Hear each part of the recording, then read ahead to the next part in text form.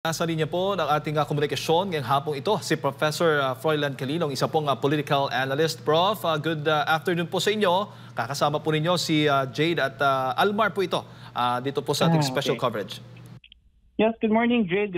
Good afternoon, Jade and Elmar. And magandang hapon din po sa lahat ng ating mga taga-subaybay. Good afternoon po. Yes, Prof, at alam po namin na monitor po ninyo itong kasalukuyang rally, anti-corruption rally. Pero dako lang po tayo doon sa tatlong videos pong ipinalabas ni Zaldi Co. Sa tingin po ninyo, itong mga videos na ito ay nagpayanig sa Administrasyong Marcos, lalo na kay Pangulong Bongbong Marcos Jr.? Definitely. Yun nga, binabanggit nga natin, no? And in many interviews I've mentioned this, it may not have legal weight at the moment because of technical considerations when we look at yung kinakailangan talaga. It was under oath and said in the proper venue. Pero kasi minsan kailangan iset aside natin yung legal aspect dahil ang mas tinitignan natin dito ay yung kanyang political impact, no? Kasi kung dati medyo shielded talaga rito yung Malacanang because this is really what they wanted to do in the very first place, no? Na talagang i-isolate ang Malacanang at i-isolate yung presidente. Pero siguro they didn't expect that it will be coming from an insider and a former ally in the persona nga of former Congressman Zaldi Co, at siya pa mismo yung magbibigay nitong napaka tinding revelation, no? Maaring ikinagulat ng marami, no? Pero yung sa mga ibang mga nag-aaral talaga at bumabalangkas dun sa sitwasyon at sa sistema, makikita natin na hindi naman siya talaga totally kagulat-gulat, primarily because the president really is to be implicated here because he signed the GAA, no? And ito nga lang, ibang usapin ito dahil mismong siya yung nag-order apparently nung insertions, and binanggit nga natin kung magkakano yung amount. It's really a big amount of money na talagang ikinagulat ng lahat, and yun, if the Malacanang or the president will not be able to face this squarely, yung perception, no, na maaring ito ay totoo at mayroong talagang maaring direktang epekto sa ating Pangulo, yun ang kinakailangan ditong i-damage control ng Malacanang, which I believe they're trying to do right now. Opo, naniniwala ho ba kay Prof na may nag-utos, may gumapang kay Zaldi Co para siya'y lumantad at magsalita laban kay Pangulong Bongbong Marcos Jr. at sa dating Speaker Martin Romualdez? I highly doubt that. No, number one, he is really an ally, a friend of the Romualdeses and the Marcoses. So yung paggapang sa kanya, I think that's a far-fetched idea. Secondly, yung mga gagapang sa kanya, maaring wala rin namang maibibigay na protection sa kanya doon sa nakaambang balik sa kanya nitong mga sasabihin niya. Remember, he's going up against very, very powerful people here, and maaring yung opposition o kung sino man yung binabanggit nila nagagapang para ibigay niya itong mga pahayag na to may not be in the power to actually help him or assist him or support him in whatever condition or predicament he will be in after he made the allegations. Thirdly, may kita natin na itong mga statements na to, no, itong mga video message na to, inilabas niya after the day na nagkaroon ng press con yung ating Pangulo, at dito nga lumalabas dun sa press con, binanggit na yung cancellation ng passport niya, charges will be filed against him, and when asked about Martin Romualdez, the president was again on a defensive mode, saying na wala pang kaso na directly nag-implicate kay Martin Romualdez. So in short, the president is trying to shield off Martin Romualdez, and para kay Zaldi Co, no, na lumalabas, siya lamang talaga yung magiging fall guy, siya lamang talaga yung babalikat at magdadala nung lahat ng galit, puot, ngit-ngit ng taong bayan dito sa issue na to. And si Martin Romualdez, same goes with BBM, if indeed it was true na siya ay kasama dito, will be safe, no, from this issue. At yun sa tingin ko yung hindi kayang dalhin ni Zaldi Co, dahil Tatlo sila rito, no? Kumbaga parang unholy trinity to, no? It's like an unholy trinity na tatlo sila rito may pakana na minastermind nila, pero bakit siya lamang yung madidiin, ano? For him, it's not enough. Opo. And it's not right. And siguro tignan din natin dito maaari yung pamilya niya, no. I think malaking factor dito yung pamilya ni Zaldico in him trying to step out and telling us the truth in this point. Opo, bukod doon sa pahayag ni Pangulong Bongbong Marcos Jr. na kaugnay nga po sa pagkakansila doon sa kanyang pasaporte, isa rin ho ba sa mga nag-trigger yung pag-postpone ng kanyang Zoom meeting or Zoom doon sa Senate Blue Ribbon Committee na kung saan nga ay inaasahan natin na kabilang po siya sa mga magsasalita via Zoom? And yeah, then, another thing, kasi binanggit din ni Zaldico, no, na kaya ang rason daw kung bakit hindi na siya nag-appear dun sa Zoom meeting is because there was an initial conversation, I believe, between him and the Senate Blue Ribbon Committee Chair. Dito nga, inilahad niya yung kanyang posisyon at yung kanyang sasabihin. At nung nalaman maari nung Senate Blue Ribbon Committee Chair na iba yung papaputokin niya, no? Iba yung mga sasabihin niya, biglang hindi na siya pina-appear dun sa Zoom, supposedly yung pagharap niya. So this is the reason why instead of appearing there in the Senate Blue Ribbon Committee, he chose to make the video message. No, siguro mas maganda nga sana kung nailatag niya to, no, at nasabi niya to sa Senate Blue Ribbon Committee para at least nakita natin yung reaction, maaari yung pagkabigla sa mga mukha ni Ping Lacson, ni Senator Tito Soto, para makita natin kung how they will be able to defend against this bombshell na inilatag ni Zaldico, no? Kung sakaling natuloy yung Zoom meeting sa Senate Blue Ribbon Committee. Opo, at naniniwala kayong itong binanggit po ninyo, si Senator Ping Lacson at Senate President Tito Soto ay tagapagtanggol o nagtatakip sa Pangulong Bongbong Marcos Jr.? Without a doubt, no. The statements, the actions actually are indicative of that, no. Kasi kung talagang panig silang dalawa, no, na makita natin yung katotohanan, doon pa lang sa mga naunang naging pahayag ni Major Gutesa na supposedly magandang lead na sana yun, ano, pero instead na i-magnify nila, no, or mas palalimin nila yung investigation out of those things that he mentioned, mukhang anong nangyari, pinalabas pa nilang kontrabida yung mama, ano. And certainly this is a diversion, no, a very big example of a diversionary tactic na hindi talaga naayon, no, lalong-lalo na we're trying to investigate here, we're trying to see and find the truth. But then again, if we're going to cover up pieces of evidences and testimonies, eventually leading to what is supposed to be learned by the public and known later on after all this mess and all this investigation's been done, lumalabas talaga meron kang pinapaboran. And very, very clear, no? You don't need to be a rocket scientist at hindi naman natin siguro kailangan maging mahusay na mga analyst para makita o maramdaman na itong dalawa na to meron talagang pinoprotektahan. Opo. At yung timing naman po, Prof, nitong paglalabas ng mga videos ni Zaldico prior to this 3-day anti-corruption rally, sa tingin mo may coordinated moves or orchestrated ba itong lahat na ito para mas lalong mapaigting yung momentum nga po ng nitong anti-corruption rally?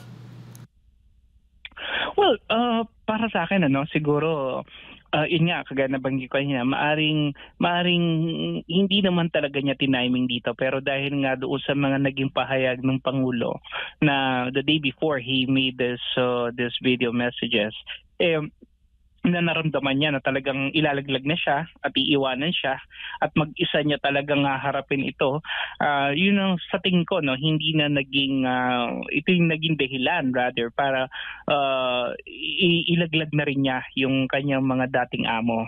So I think it's not really to coincide with the 3-day rally of the Iglesia ni Cristo. Hindi ko nga rin alam kung talagang itinapat niya ba to sa mismong birthday former Speaker Martin Romualdez kasi nilaglag niya itong first tranche ng kanyang videos on the very same day na birthday apparently ni Martin Romualdez. No? Siguro maaaring pa-birthday gift niya to kay Martin Romualdez, we don't know. Opo. Pero whether or not this was timed, whether or not this was timed, I think kasi naman with a very, very big bomb like this, tingin ko kahit kailan niya to ilatag, kahit anong panahon niya to sabihin, whether dati pa, ngayon, o sa hinaharap, it will still create a very, very big tension on the part of Malacanang, and it will create a very, very deep impression also on the part of the public. Pero sabi na nga ng ombudsman at ng iba pang mga nagkokomento po hinggil sa mga pahayag na ito ni Zaldico, dapat muna siyang umuwi dito sa Pilipinas at mag-submit ng parang sworn affidavit sa Salaysay, sinumpaang Salaysay under oath para mas mapaniwalaan yung kanyang mga sinasabi. Ano naman po ang inyong reaksyon po doon? Actually, tama naman yun. Pero kasi ang titingnan natin dito is, ano ba talaga yung motivation ni Zaldico? Bakit niya to ginawa?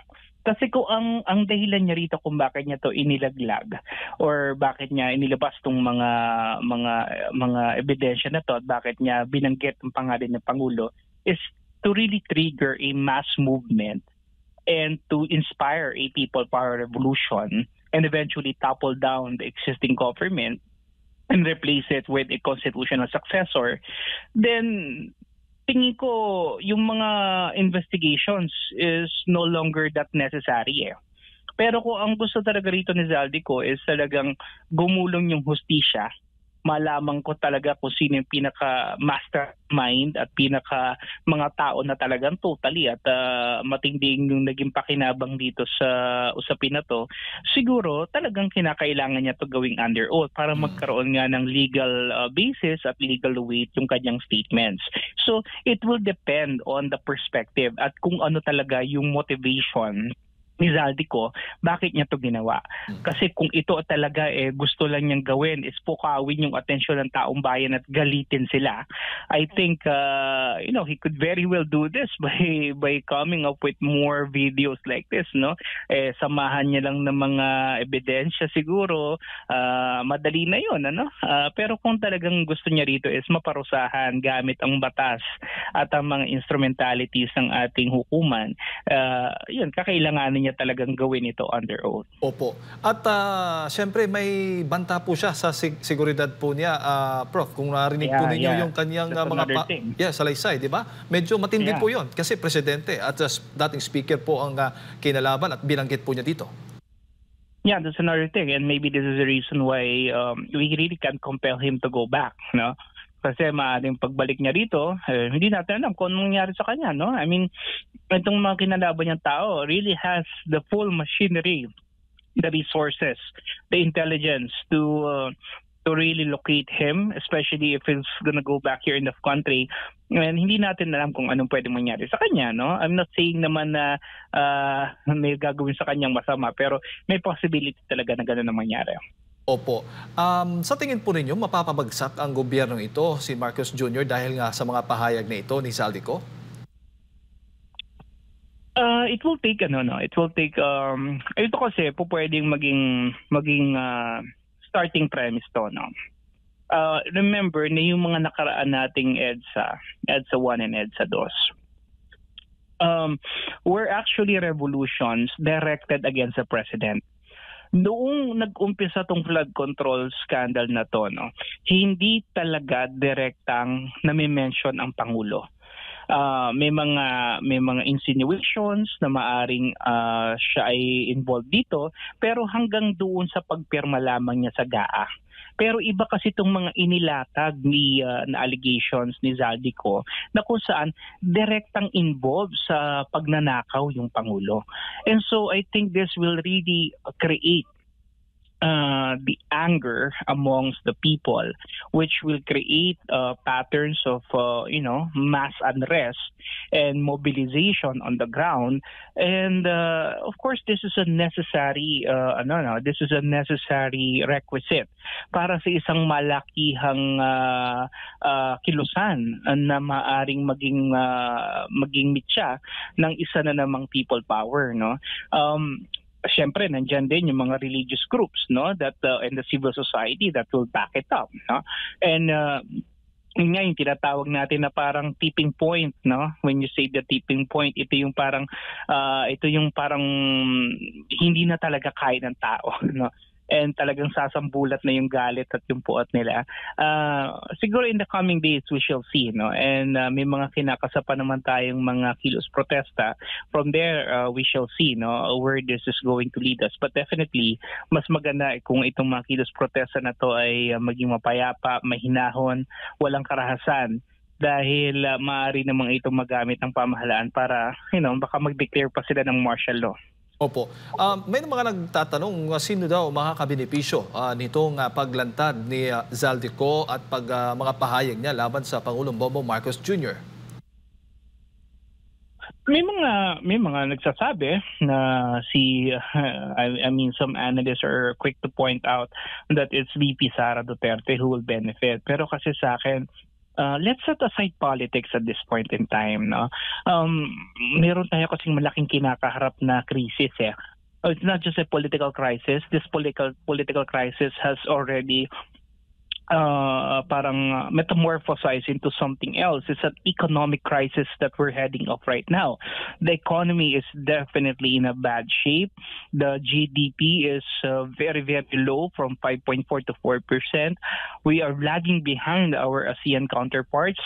Foreign investors are leaving the country. Inflation and hunger is growing problem day by day. So, ang akin, kung isa-set aside natin yung political imperatives na ang makikinabang si VP Duterte, bakit hindi natin naiisip na ang maaring makinabang talaga rito ay yung sambayan ng Pilipino? Na kung saan, pagka ito ay napalagot natin at nabawi natin yung pondo, yung pera, pwede siyang magamit, no, para sa mas ikabubuti ng serbisyo, para sa mas nakararami, no. And if we will just, like I said, set aside politics and take a look at how this development could really help the country become better, mas magiging maganda. Nga lang kasi, and I think I've said this in many other interviews, no, na hati pa rin no? Yung mga liberals, yung mga progressives, yung mga pinklawan, dilawan, alam nila na hindi nila po pwedeng isigaw yung BBM resign dahil ang papalit ay si VP Sara Duterte na ayaw nila. So in short, very, very short-sighted yung tingin nila dito sa problema na to. Na hindi yung kinabukasan ng sambayanan ang nakasalalay para sa kanila, kundi yung personal o yung mga agenda na meron sila. Because they definitely still want to get hold of political power come 2028. Yes, Prof. Magandang hapon, si Almar po ito. Sir, balikan ko lang yung timing ng pagpapalabas si Zaldico ng video kasi makikita natin dito na talagang intentional kasi itinaon niya sa birthday ni Congressman Romualdez. Masasabi po ba natin, Prof, na si Zaldico ay he is declaring war against doon sa mga kaibigan niya at aasahan ba natin na magiging all-out ang pagbibigay ni Zaldico ng impormasyon patungkol nga dito sa nangyayaring korupsyon sa ating pamahalaan, Prof? Well, I think the mere fact na binanggit niya, no, yung ating Pangulo dito at inimplicate na niya, there's really no turning back, no. There's really no turning back. The way I see it, talagang, this is really a declaration of an all-out war, not only against the president but also against Martin Romualdez. And I believe that talagang maaring ginawa niya talaga to para nga magkaroon ng linaw ang mga bagay-bagay.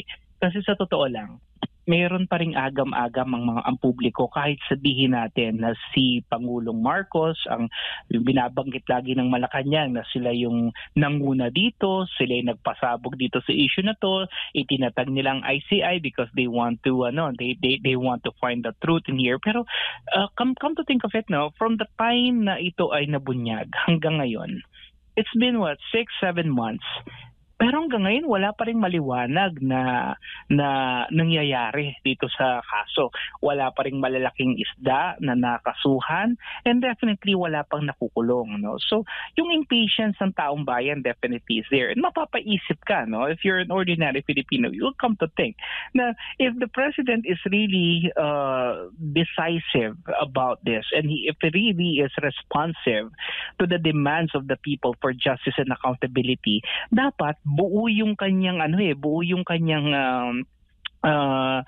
decision na talagang panagutin itong mga nagkasala dito. Pero ramdam natin ang bagal ng galaw ng investigation, ang daming diversions na nangyayari. Most of these diversions nanggagaling sa mismong kaalyado niya sa Kongreso, Terry Ridon. Imagine mo, Dolomite Beach ang gusto niyang paimbestigahan kasama tong si Tino, and then some of them are still barking on the confidential funds of the Vice President. I mean, these are issues. These are issues. But then again, you have to train your eyes on the very, very vital and the most pressing issue of the day. Kung ito ilalatag mo tong mga diversionary mechanisms ito, nahati yung yung atensyon ng taong bayan. And I think this is exactly what they're trying to do. So sa akin, kung talagang wala ritong involvement ang Pangulo, he will really come out very, very furious about this. He will really be on top of the situation and find out the truth in this. Kaso, mukhang para sa akin, ito yung nagpapaigting doon sa maaaring may possibility na totoo yung mga binabanggit ni Zaldico. Sir, so yes po. Yes, Prof, ibig sabihin po ba nito na yung ICI ngayon, considering na may mga inilabas na mga ang pahayag si former Congressman Zaldico, ay magpapatuloy yung ICI sa kanilang mabagal na investigasyon? Prof? Ang dapat imbestigahan ng ICI, ito binigyan na naman sila ng lead, no? Kung sila ay talagang merong kumbaga parang path or direction na sinusunod, binigyan ka na ng lead na naman ng isang tao na merong matinding kaalaman sa nangyayari sa loob, because he was the appropriation chair for 3 years. So alam niya to lahat. Binigyan ka na ng lead kung sinong sinabi sa kanya kung talagang may kakayahan ang ICI at kung talagang totoo sila sa mandato na ibinigay sa kanya ng Pangulo mismo. Why don't they investigate the president? Diba?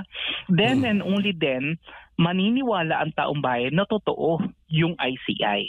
Kasi kung ito ay creation lamang ng Pangulo for him to control the narrative, then walang mangyayari dito sa mga investigation na ginagawa nila. It's a waste of time, it's a waste of money, when in fact, the very perpetrators of the incidents are the very same people who created the ICI. Pero Prof, ano masasabi mo doon naman po sa hindi tugma na pahayag ng Malacanang at ng Ombudsman? Kasi nga sinabi ni Yusek Castro na suportado daw ng ang INC ang ginagawa ng Pangulo, tapos yung Office of the Ombudsman naman sinasabi na nakahanap ng kakampi yung mga DDS, Prof. Yun nga yung problema na parang na-magnify na naman na parang ito ay usapin ng iba't ibang faction, no? Bakit hindi natin maintindihan at sana maunawaan din ng gobyerno na ang kalaban natin dito ay corruption at yung mga tao na nasa likod nito. And let's not put the blame to other people, kasi in the first place, hindi naman yung mga Duterte ang gumawa nito eh. Kung totoo na talagang may ganitong order ang Pangulo, hindi niya kinuha yung order na to from former President Duterte, much less from VP Sara, para gawin itong pagnanakaw na to. It was done by himself alone. So I think para i-divert na naman yung bintang at yung sisi sa nakarang administration, I think they can do better than that. No? I think meron naman siguro silang mas may isip pang iba kasi the people are no longer buying that eh. I mean, yung issue na ganito kalaki should be faced evenly and squarely by the very people that are implicated. Kasi kung patuloy mo siyang sasabihin na mga Duterte yan, mga I don't know. For me, they are toying with the intelligence of the people. They are belittling our capabilities to understand things and the dynamics of politics in the country na parang ginagawa tayong tanga. I mean, mahirap nga yan, pinagnakawan na nga tayo tapos gagawin pa tayong tanga. I think that's adding insult to injury. Sinabi pa ng Malacanang na nililinis lang daw nila yung kalat nung nakarang administrasyon. Kung tutuusin, nung habang tumatakbo bilang Pangulo, itong ating Pangulo ngayon ay ang laging lumalabas sa kanyang bibig ay ipagpapatuloy ang mga nasimulan ng nakarang administrasyon. And to me, that is manifestation of a weak leader. No? Either way mo siya tignan. Kung ipagpapatuloy niya yung nakarang administration, ibig sabihin wala siyang kakayahan to embark on his own legacy. Kung naman ibabalik niya yung sisi sa nakarang administration, ibig sabihin din wala siyang kakayahang mag-mobilize at gumawa ng mga reforma para itama yung kung sakali mong may pagkakamali. For the past, how many years are they in power already? 3 years. So hanggang kailan ka nakaupo dyan, ganun din ba katagal na isisisi mo sa nakarang administration yung mga problema? So if that's the case, then you are not a good leader. You're not a competent leader because you are constantly putting the blame on the previous leader when in fact you're already the one in power. Kung gugustuhin mo, may magagawa ka. Kaya mong immobilize, kaya mong baguhin. That is if you really have the political will and if you are competent enough. Prof, sa lawak ng korupsyon na nangyayari ngayon sa kasalukuyang administrasyon, hindi natin maiwasan na meron tayong mga kababayan, may mga individual, may mga grupo na nananawagan na palitan na ang kasalukuyang sistema ng gobyerno. Sa tingin niyo po ba, Prof, na papanahon na para palitan yung sistema ng ating kasalukuyang gobyerno?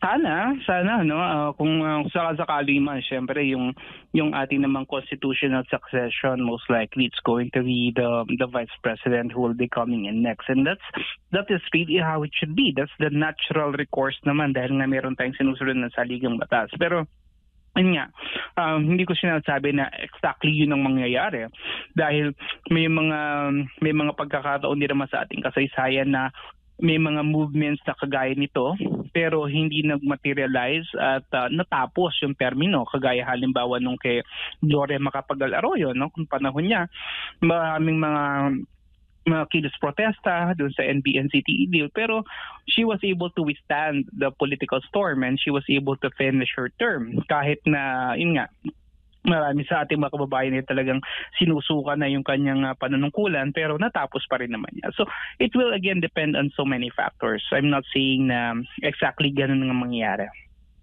Prof, siguro pang huli, sa mga nangyayari ngayon na Prof dito sa ating bansa, masasabi ba natin na history repeats itself, Prof?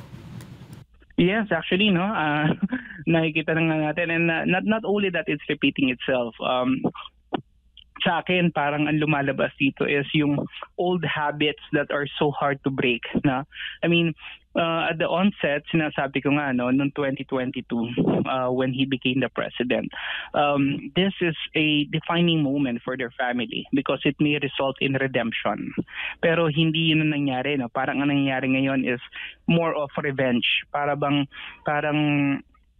pinaghihigantihan nila ang mga Pilipino dahil dun sa ginawang pagpapatalsik sa kanila noong 1986 at ito nga no, instead na pagandahin ang buhay natin, binabaon tayo sa sobrang kahirapan at worse, pinagnanakawan tayo. No? So this is really something na hindi ko nakita o hindi ko inasahan. Pero I mean, this is something also that runs in the blood of the Marcoses na maaring hindi natin nakita noong mga panahon na yon. Maaring hindi natin na-realize no, during that time, presumably because Sara Duterte was there. No? And hindi natin nakalain din na mawawala yung unity ng agad-agad. Kaya yun, tayo ay nabiktima.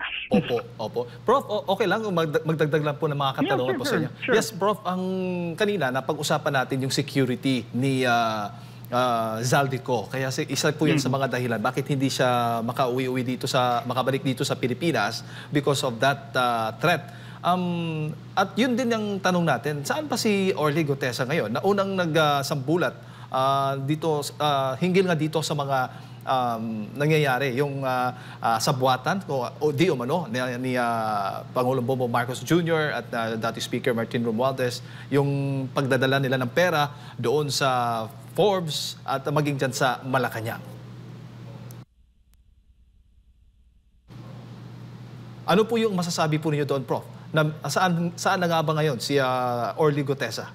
Yun, I really have no idea. I think the best person that could answer that question is former Congressman Mike Defensor, no? I think siya yun talaga nakakaalam. Pero ang siguro mas maganda dito na nakita is yung corroboration ng statements ni Zaldico with that of Gutesa. No? Na yung binanggit ni Gutesa na authenticate nitong mga statements na binigay ni Zaldico, ibig sabihin talagang matibay na meron talaga silang mga dinalang pera dito sa bahay ni Martin Romualdez at sa Malacanang.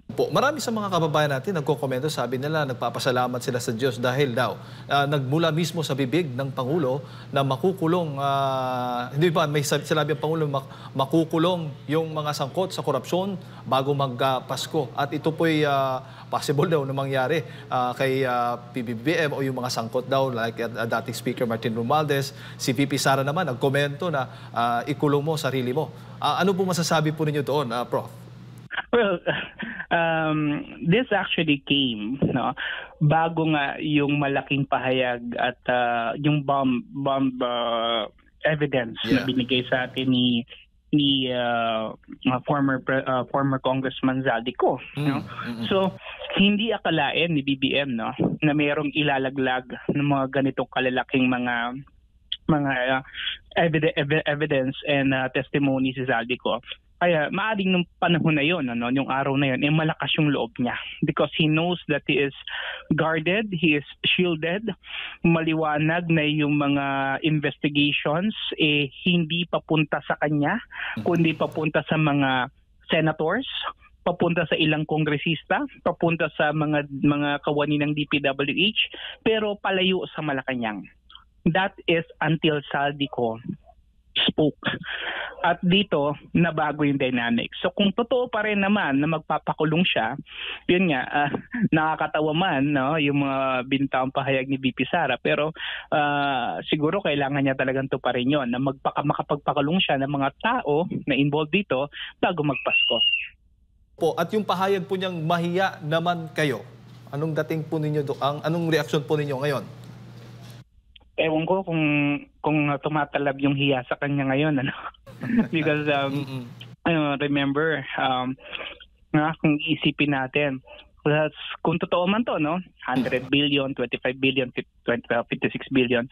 The point is, this is a huge amount of money na hindi ko alam kung saan nila dadalhin at kung bakit nila kailangan ng ganito kalaking halaga. I mean, they are already rich beyond beyond compare, I think, hindi nila naman to kakayaning ubusin sa kanilang lifetime. And even generations of their kids will also hindi na rin maghihirap. Pero ba't kinakailangan pa nila magnakaw ng ganito karami? Para sa akin, yun yung nakakahiya just the thought of it, na ang dami-dami mo ng pera, ang dami-dami mo ng possessions, you already reached the highest level of government position in the country, and yet you still want more. Para sa akin, yun ang pinaka-nakakahiya. Opo, at nakikita natin lumalabas, Prof, na yung lahat ng mga sinabi po niya, parang bumabalik po doon sa kanya. Tama ba? Exactly. That's it. Kasi nga, the point is, alam niya na protected siya. Alam niya na lahat ng systematic kong paraan para proteksyonan niya yung kanyang pangalan nandyan, nagawa niya. Kaya hindi siya natatakot magbigay ng mga ganitong pahayag. Opo, sa tingin po ninyo, si dating Speaker Martin Romualdez ay babaliktad matapos ng lumantad itong si Zaldico? I don't think so. I don't think so. Not now, because I'm seeing that the bond between Romualdez and BBM is way too deep. It's way too strong. And but the thing is, if Romualdez will really turn his back against BBM, I think that will be it. And most likely, makikita natin, maaari talagang maging katotohanan ang isa na namang People Power Revolution. Opo. Siguro, Prof, muli, ang inyo pong mensahe at paalala sa ating mga kababayan nanonood po sa mga oras na ito. Nasa ikalawang araw na po tayo ng ating anti-corruption rally. Hanggang bukas, ano po yung mga inaasahan po ninyo, pa po ninyo? Yes, no, sa mga kababayan natin, syempre mas maging observant tayo ngayon, mas maging vigilant tayo. Dapat maintindihan natin na kung ano ba talaga yung pinaglalaban natin dito. It's not just about corruption, it's about the future of this country. And we should understand, no, na kung gusto nating linisin ang gobyerno, we really need to stand up for what we believe is right. Maraming mga sektor, mga segment ng lipunan natin na maaring i-divert yung ating focus, yung ating paniniwala, yung ating attention. Pero dapat manatili tayong tapat doon sa ating pagmamahal sa ating bayan. Because at the end of the day, the love for the country is what will make this country better and great again. Thank you so much, Professor, for your time at sa mga impormasyon pong ibinigay po ninyo sa amin ngayong hapong ito. Mabuhay po kayo, Prof. Salamat po at mabuhay pa kayo. Magandang hapon. Ayun po mga kababayan, si Professor Froilan Calilong, isa pong political analyst ng ating pong nakasama at napakinggan ngayong hapong ito.